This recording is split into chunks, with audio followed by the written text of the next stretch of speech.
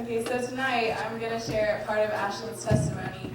I'm sharing hers because she couldn't be here tonight, even though she's a part of our group.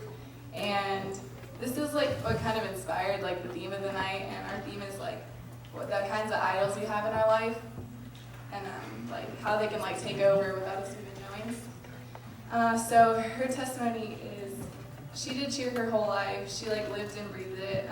She went to practice like 7 days a week. And that was all she wanted to do. And then she had made varsity team 1 year, and then the next year, whenever tryouts came, she was like, oh, this is a piece of cake. Like, I've been practicing for this. Like, I got this. But then she tried out, and she didn't make varsity. And then she was, like, kind of angry at God and, like, questioning, like, why would you not let me be on this whenever it's, like, all I want to do? So one night, she was talking to her mom, and her mom was like, Ashlyn, like, you've been idolizing cheer, like, you've been worshiping it, you've been putting it over God. You're missing Sundays and Wednesday nights for it because you're just, like, so obsessed with, like, making cheer and just bettering herself in that. And she realized that our God is a jealous God, and he's not going to let us, like, give all of our attention to other things. And he's going to take those things away from us because he wants our love, and he just wants us to be focused on him and not these things of the world that'll just slip away. So she realized that like there was a reason behind not making varsity for her. And so like she saw that, and ever since then she's been like, she said she's gone a lot closer to God because of that. Because now instead of all her time being devoted to that, she can be able to come to church now on like Wednesday nights. So that,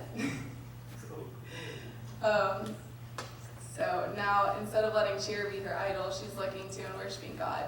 And so it's so easy to like sports aren't a bad thing at all. Like they're awesome. Like they get you in shape and they're super fun. And like, but once you let them take over and you're just devoting all your time and attention and like everything you are to them, that's when it becomes a problem. And that's when God doesn't like it, and he's gonna be like, come back to me, I want you. Okay, thanks guys.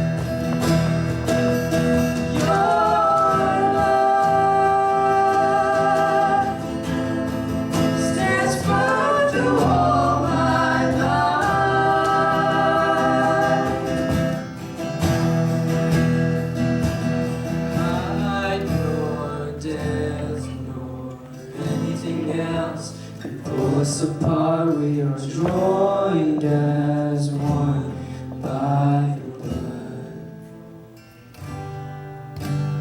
Hope will arise as we become one, and conquerors through the one who loved the world.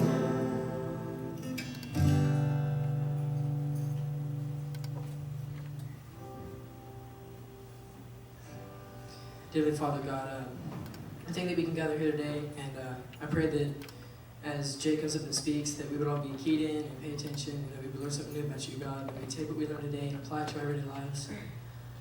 And I pray that after today, we would just keep moving strong in our faith with you, God. I pray this in your name. Amen.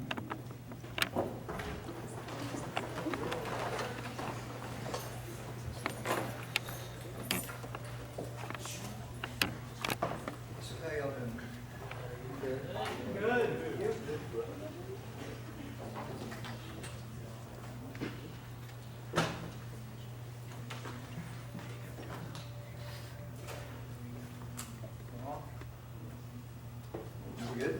There you go. Good? Awesome. All right. So tonight, if y'all didn't know, we're going to be talking about idols. Not just, wood carvings or stone images that people back in the Bible days used to worship, but true idols that we have in our modern day lives. And you'll begin to see that as we go on throughout the night, that we do have idols in our modern day life. So if you would, open your Bible to Exodus 20.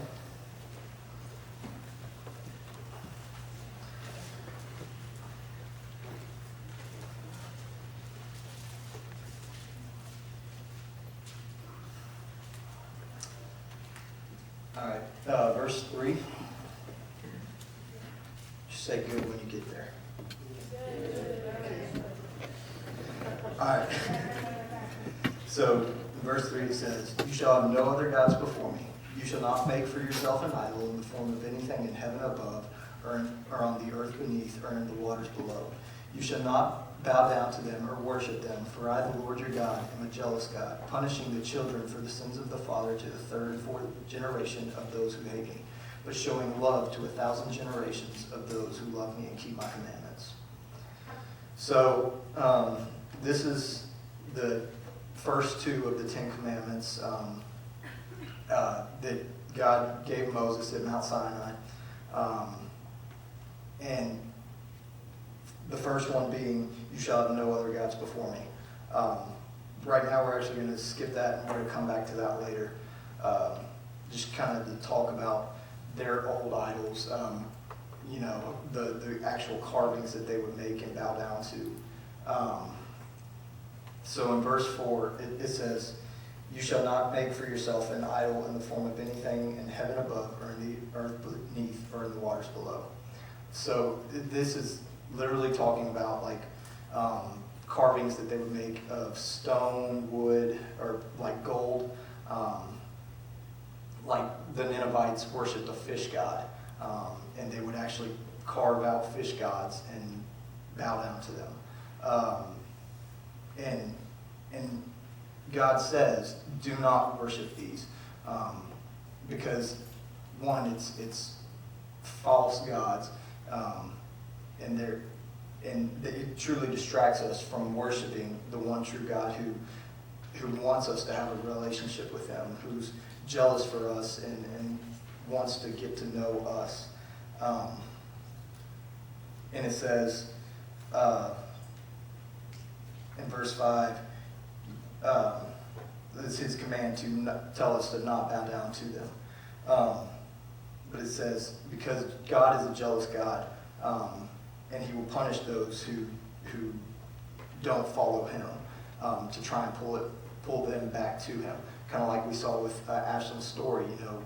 God took away cheer from her to bring her back into His presence, so that she would continue to draw closer to God, because that's what He wants, and He wants our attention. But not only that, He deserves our attention, all of it. But then it says, in verse 6, it talks about his love for us. It says that he shows love to 1,000 generations for those who love him and keep his commandments. As long as you keep your relationship with God and keep steady in your walk with him, he will love you and he will provide for you and take care of you. So going back to verse 3, which is kind of the main focus for the night, it says, "You shall have no other gods before me." As we see, it can mean the old gods, that like Baal and even Buddha are idols that people worship. But it can be things that we have in our everyday life, like cheer or sports or relationships or whatever. So we see that he wants our attention, that nothing shall be before him. And there's this analogy David told me, I'm sure many of y'all have heard it. It's the one about don't put God first in your life. Don't put God first in your life, because if he's first, everything below it, all the second through however many places you have, will try and knock God down, trying to take his place. But rather put him at the center of your lives. So that way everything will revolve around him, so that your focus will be on him, and that you will just continue to put him in everything that you do, rather than putting what you do and then maybe making time for him. So next, if you would turn to Acts chapter 17 with me. So this is written by Paul, and it's in his time when he was going through the world, or the whole world, and he's in Athens. And as many of you know, like Athens is Greek, Greece, and they were known for their many gods that they would have, even gods making sacrifices to gods unknown, as you'll see a little bit in this text. But we just need to focus on God, and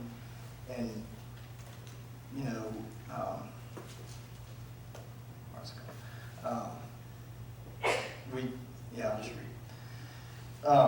So in verse 22, it says, "Paul then stood up in the meeting of the Areopagus and said, 'Men of Athens, I see that in every way you are very religious. For as I walked around and looked carefully at your objects of worship, I even found an altar with this inscription, to an unknown God. Now what you worship as something unknown, I'm going to proclaim to you. The God who made the world and everything in it is the Lord of heaven and earth, and does not live in temples built by hands.'" And then we go to verse 29, and it says, "Therefore, since we are God's offspring, we should not think that the divine being is like gold or silver or stone, an image made by man's design and skill." So starting in verse 22, this is Paul's going in Athens, and he's, seeing that all their, that they are religious, that they worship these gods.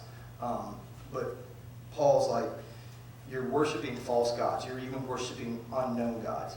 And what Paul's trying to do is trying to make these unknown gods known to them as the one true living God. And so in 24, it says, the God who made the world and everything in it is the Lord of heaven and earth, and does not live in temples built by hands. God's not confined to anything we create. He's not here just because this is the church. He's here because he lives in all of those who follow him. It says, when 2 or 3 are gathered, I am with them. And so it's not just because we build churches that God can only be in those places. It's more than that. We see God is with us at all times because he lives inside of us. But the main focus is verse 29. It says, therefore, since we are God's offspring, we should not think that the divine being is like gold or silver or stone, an image made by man's design and skill. So what I'm hinting at right there is, it says by man's design and skill. Idols can be things that we create. They can be, like Buddha or anything like that. They can be something that we make, but they don't start like that. Every idol that we make begins in our hearts and in our minds. It's something that we take and put above God in our lives. And so we can form all these things, but it doesn't even have to be something we build. It can be an idea, or it can be, like something that you can't see, like a relationship. You can idolize that. You can idolize things like your job, your life. You can idolize worry or sins, things that you can't see, because they're not. Even though they're not real, they're in our hearts, and they're what we take and put above God, and it distracts from our relationship with Him.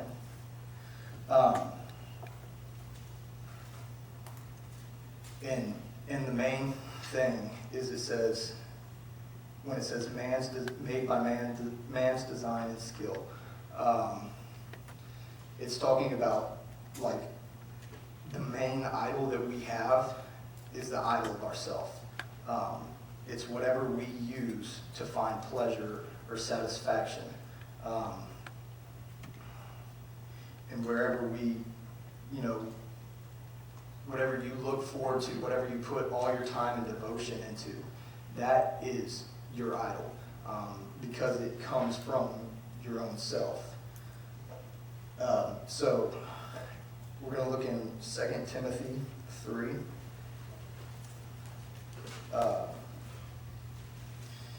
And so, I don't know if all of y'all know this, but under your chairs you got a piece of paper and a marker. You don't have to write on it now, but just kind of as we start going through 2 Timothy, start thinking about something that you put in your life that you put over God, something that you give all of your attention to, and just begin to think about that.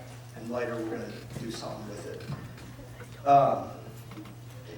So, 2 Timothy 3, verse 1, it says, but mark this, there will be terrible times in the last days.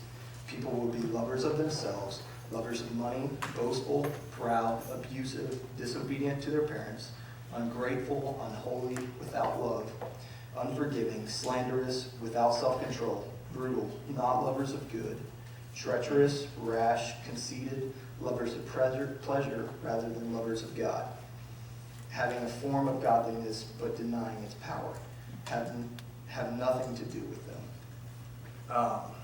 So, right now it talks about there will be terrible times in the last days. I'm a firm believer that I know that God is coming back, but I believe that He's coming soon. And that we could be in the last days, although no man knows the hour. So we see right here, it says, people will be lovers of themselves. This is the number one idol. Every other thing that we have, every idol that we will ever make, will branch off from being a lover of yourself. Because our idols are things that we use to satisfy ourselves. I actually looked up the definition, and it says it's an object of extreme devotion. So whatever you devote yourself to. So Okay, so like we had talked about with Ashley, not all of these things are bad. Like sports, family, your job, music or relationships or whatever else you might have or partake in. But they are bad. They become bad when they start to distract you from your life with God. And that's kind of what we see in here in 2 Timothy. When you begin to chase, like with a job, you might begin to chase money and focus on only trying to get as much money as you possibly can, just so you can live comfortably or have the next thing or whatever that might be. So that's when it becomes an idol. That's when it becomes something that is not good, not holy, and that can distract from your relationship with Christ. But there are also idols like sins, worry, fear, that aren't good things. You can be caught up in a sin that you're dealing with, beating yourself down over it, and then going right back to it. And God says that he cast that sin as far as the east is from the west. So don't dwell on it. Go on with your life, try and making yourself better from it, and try and grow deeper in your relationship because of it. Because God gives us trials and gives us hard times in our lives so that we will draw closer to him. Same with worry and fear. You go through these hard times, but you can idolize hard times when you let it completely just break you down and completely focus everything you have onto these idols and onto these things, rather than just leaning back on God and trusting in what he has, what his plan is for your life. And that's when it becomes bad. So, in Matthew 6:33, you don't have to turn there. You can if you want. But it says, seek first his kingdom and his righteousness, and all these things will be given to you as well. The bottom line of this is, as long as you're seeking God and trying to follow him and what his plan is for your life, you will be able to just grow your relationship with him, and just fall back onto him, so that you don't place idols or place things above him. So as we talked about earlier, we're going to begin to start writing idols down. And before you do, I have one thing, a challenge I kind of want to give you all before you do it. Say to yourself, Lord, I'll give you anything but, and fill in the blank. Or, Lord, I'll change anything but, and fill in that blank. And I would challenge you tonight that would be what you lay down. Whether it be a sport. Not all sports are bad. Like our baseball team, the Atascocita varsity team, they loved God. They used their platform that they were given to bring others to him. And I don't believe that they idolized baseball. They did it, and they took the opportunity they were given to just show God's love. So not always is it bad, but when you don't focus on God and you spend all of your time trying to do this one thing, that's when it becomes an idol. And I challenge y'all tonight just to lay down that one thing that God is really saying that you don't want to give up. Just give it to him and let him take control of your life in that case. So, okay. So as I begin to pray, I just ask that y'all would start to think about those things that you would like to lay down tonight. So Father God, we come to you tonight, Lord, and we just pray for those to, Lord, that they would just